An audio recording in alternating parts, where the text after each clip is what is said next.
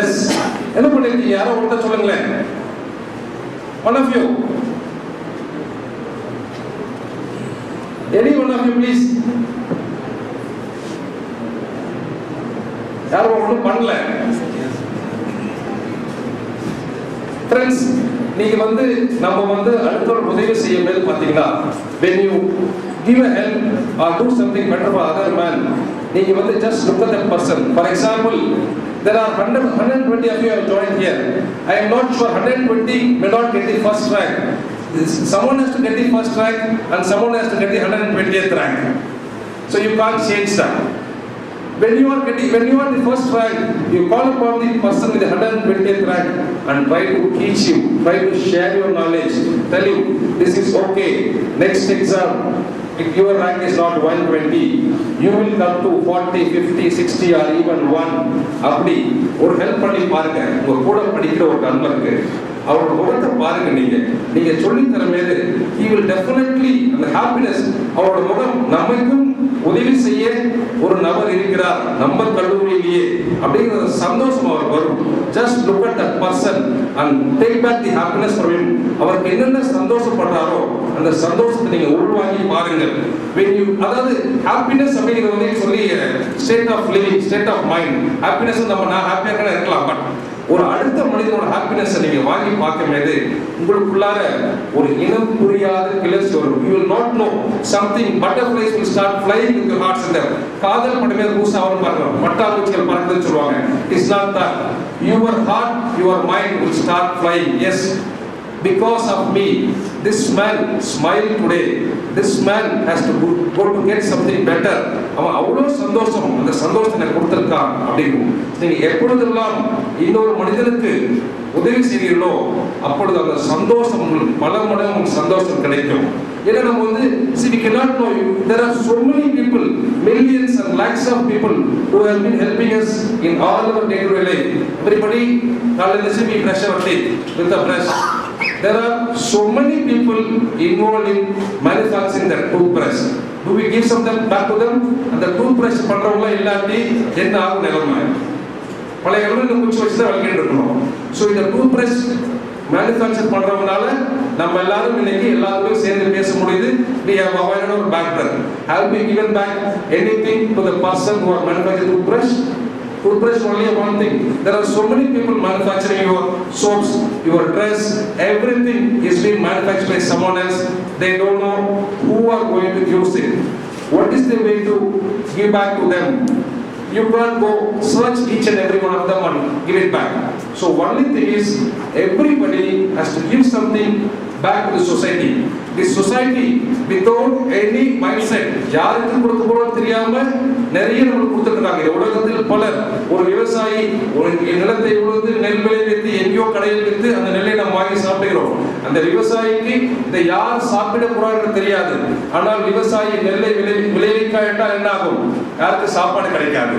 Whether we give it by money or not, but someone is doing something without any selfishness. அந்த மாதிரி பல பேர் இந்த உலகில் பல விஷயங்களை செய்து நம்மெல்லாம் இன்னைக்கு இந்த நல்ல நன்மைகள் வாழ்ந்து கொண்டிருக்கிறோம். ஸோ நம்ம எப்படி திருப்பி கொடுக்கிறது? You can't go search each and every one of them and give it back. Give it back to whatever possible whoever nearby you. ஒரு மனிதனை சந்தோஷப்படுத்துவதை விட நமக்கு வேற ஒன்றும் தலை போகும் வேலை இந்த உலகத்தில் இல்லை. இதை மட்டும் உங்க மனசுல நீங்க மைண்ட்ல செட் பண்ணிக்கோங்க. தி ஹாப்பினஸ் ஒவ்வொரு மனிதனும் நம்ம கூட படிக்கிற அத்தனை பேரையும் ஹாப்பியா வச்சிருக்கணும். I have something I will share with him. என்கிட்ட ரெண்டு இருக்கு, definitely I give one to him. One is enough for me. அவனுக்கு இருக்காதே பத்தி கவலை இல்லை, ரெண்டையும் நானே வைக்கிறேன்னா நீங்கள் எல்லாம் மனிதர்களே அல்ல, மிருகத்திற்கும் நமக்கும் எந்த வித்தியாசமும் கிடையாது. ஸோ நீங்கள் எல்லாரும் நல்ல ஒரு மனிதனாக, நல்ல ஒரு ஹியூமன் பீயிங்காக இருக்க வேண்டும் என்று கேட்டுக்கொள்கிறேன். ஒரு 2 minutes I will tell about the Rotary, the organization which I belong. எல்லாரும் ரோட்டரி பத்தி கேள்விப்பட்டிருக்கீங்களா? யாருமே கேள்விப்பட்டது இல்லையா? ரோட்டரி, ROTARY, ரோட்டரி அப்படின்னு கேள்விப்பட்டிருக்கீங்களா? No.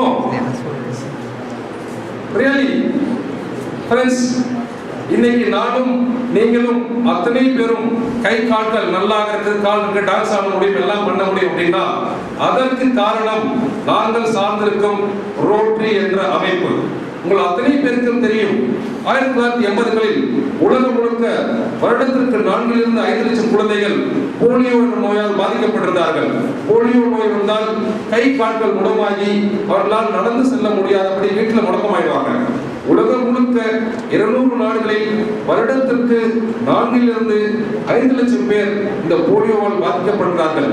1980ல் நாங்கள் சேர்ந்த ரோட்டரி வந்து உலகத்தில் மிகப்பெரிய மிக பழமையான சேவை அமைப்பு.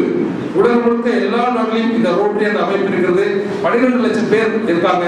நாங்கள் எல்லாரும் சேர்ந்து இந்த world health organisation World Health Organization order, we made a tie-up, we said them, we will all work to eradicate the disease called polio from this world. So 1985, this disease was in 200 countries, affecting 4 to 5 lakh people every year. Today, in 2013, with all our efforts, with the support of the governments across the globe, we have eradicated polio almost to 99% from this world. Polio is only existing in countries like Afghanistan, Pakistan, Nigeria. That also, by the year 2018, they will eradicate that. See, but for the organization which I belong, Rotary, நான் சேர்ந்த rotary என்ற அமைப்பால் தான் இன்று நாம் அத்தனை பேரும் நல்ல கைகாலோடு இருக்கிறோம். அது இல்லை என்றால் நமக்கு தெரியாது நம்ம எத்தனை பேர் அந்த போலியோவால் பாதிக்கப்படும் தெரியாது. So this is what I don't know who am helping. எங்கோ ஒரு குழந்தை ஏதோ ஒரு ஊரில் 2 சொட்டு போலியோ டிராப்ஸ் நான் போய் கையில போட்டுறேன். அந்த குழந்தை யாரும் தெரியாது. It's not my son, not my sister's son, or not my brother's son, but somebody's son. But that son or that child will make this world better in the future. So every child born in this world should be helped by someone else. Once again, I wish you all very good luck. I would like to see you all the world best architects after 5 or 10 years. Okay? Wish you good luck and success. Thank you.